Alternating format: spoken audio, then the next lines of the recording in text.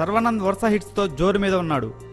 సంక్రాంతికి పండుగకి రిలీజ్ అయిన శతమానం భవతి సినిమా శర్వానంద్ కెరీర్లోనే బిగ్గెస్ట్ హిట్గా నిలిచింది.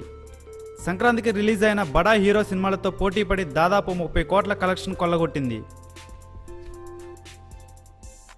ఈ సినిమాతో శర్వానంద్ దశ తిరిగింది. పెద్ద బ్యానర్స్ నుంచి ఆఫర్స్ వస్తున్నాయి. ప్రస్తుతం శర్వానంద్ అత్తారింటికి దారేది, నాన్నక ప్రేమతో వంటి హిట్ సినిమాలను అందించిన భోగవల్లి ప్రసాద్ బ్యానర్లో రాధా సినిమా చేస్తున్నాడు. ఈ సినిమాలో హీరోయిన్గా లావణ్య త్రిపాఠి నటిస్తోంది. దీని తర్వాత ఆర్కా మీడియా, సితారా ఎంటర్టైన్మెంట్స్, గీతా ఆర్ట్స్ బ్యానర్లో సినిమాలు చేయడానికి శర్వానంద్ ఒప్పందం కుదుర్చుకున్నాడట.